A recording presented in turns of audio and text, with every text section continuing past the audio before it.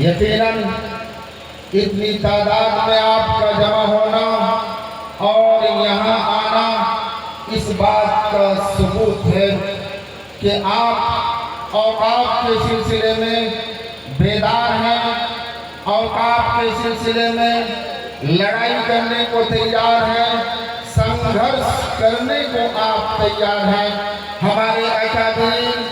جب بھی جیسی آواز لگائیں گے آپ اس آواز کے ساتھ چلنے کو تیار ہیں۔ اللہ تعالیٰ آپ سبھی حضرات کے یہاں آنے کو بے حد قبول فرمائے اور اللہ تعالیٰ آپ سبوں کو اپنے شایع نشان بدلہ عطا فرمائے۔ محترم سامعین، آج کا یہ کانفرنس، آج کا یہ اجلاس، جیسا کہ آپ سبھی حضرات کو معلوم ہے کہ تحفظ اوقاف کے سلسلے میں ہے،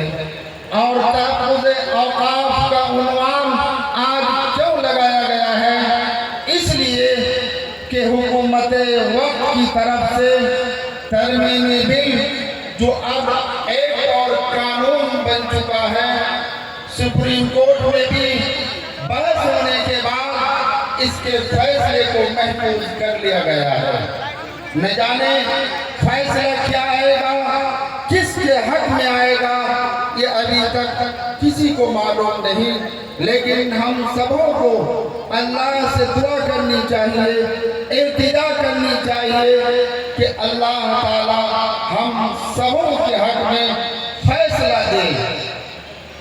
آج کا یہ اجلاس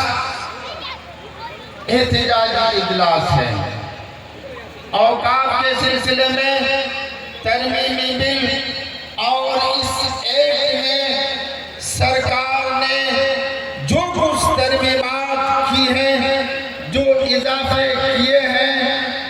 آج ہم سبوں کو یہ سمجھنا ہے کہ حکومت وقت نے جو ترمیمات کے ذریعے ایک اور قانون پاس کیا وہ کہاں تک صحیح ہے، دستور کے مطابق ہے یا نہیں ہے، احکام خداوندی کے مطابق ہے یا نہیں ہے، آقا دو جہاں پیارے حبیب صلی اللہ علیہ وسلم کی تعلیمات کی روشنی میں صحیح ہے یا نہیں ہے۔ آج ہم سبوں کو یہ بات سمجھنی ہے، ذہنوں میں رکھنا ہے، اور بیدار مرضی کا ہم سبوں کو ثبوت دینا ہے۔ آج اس قانون کے خلاف میں پورے ہندوستان میں احتجاج آخر کیوں کیا جا رہا ہے، ریلیاں کیوں نکالی جا رہی ہے، اور آواز بلند کیوں کی جا رہی ہے، آخر اس کی وجہ کیا ہے؟ آج ہم سبوں کو یہ بات سمجھنی ہے، اور جس شخصیت کے زیر صدارت آج کا یہ اجلاس ہے، حضرت موتیہاری میں تشریف فرما ہے۔ انشاءاللہ ان قریب ہم سبوں کے بیچ میں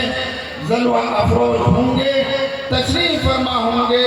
آج اسی قانون اور اسی ایکٹ کے بارے میں آپ کو تفصیل سے بتلائیں گے کہ اس قانون کے خلاف ہم لوگ احتجاج کیوں کر رہے ہیں، ریلیاں کیوں نکال رہے ہیں، آگے اس میں خامیاں کیا ہیں، پریشانیاں کیا ہیں، آگے چل کر اس قانون کے پاس ہونے کے بعد کیا مصیبتیں آنے والی ہیں، کیا پریشانیاں آنے والی ہیں، آج ہم سبوں کو اس پر نظر رکھنی ہے اور اس کو سمجھنا ہے۔ کلام اللہ کی آیت کو میں نے آپ کے سامنے پیش کی ہے کہ لن تنالوا البر حتی تنفقوا مما تحبون۔ کلام اللہ کی اس آیت کریمہ کی روشنی میں ہمارے آباء و اجداد نے اوقاف کے سلسلے میں شروع سے لے کر اب تک جاری کر رکھا، اور جتنے اوقاف کی جائیداد، جتنے اوقاف کی زمینیں ہیں، ان اوقاف کی جائیداد پر مساجد قائم ہیں، عیدگاہیں ہیں، قبرستان ہیں، خانقاہیں ہیں، یونیورسٹی، کالجز ہیں، ان تمام اوقاف کی زمین پر آج قائم ہے۔ لیکن حکومت وقت کی نظر اس اوقاف کی زمین پر صحیح نہیں ہے۔ صحیح کیوں نہیں ہے؟ صرف میں اشارتاً آپ کو بتلاتا چلوں کہ اس لیے نکاح حکومت کی صحیح نہیں ہے۔ آج ہم سب احتجاجی اجلاس کر رہے ہیں، ریلیاں نکال رہے ہیں، اس لیے کہ حکومت وقت نے اس قانون میں کہا کہ ہم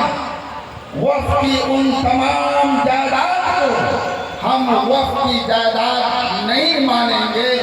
جس کے سلسلے میں رجسٹر نہیں ہے، دستاویز نہیں ہے، ہم اس کو وقف کی جائیداد نہیں سمجھیں گے۔ جبکہ شرعی طور پر اگر کسی نے زمین دے دی مسجد بنائیے، کسی نے زمین دے دی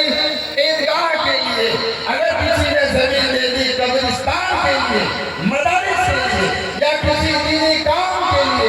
شرعی طور پر یہ وقف کرنا صحیح ہے، درست ہے، اور اس پر مساجد قائم ہے یا جو بھی خارجی ادارے ہیں تمام کے تمام شرعاً صحیح ہے اور درست ہیں۔ لیکن حکومت وقت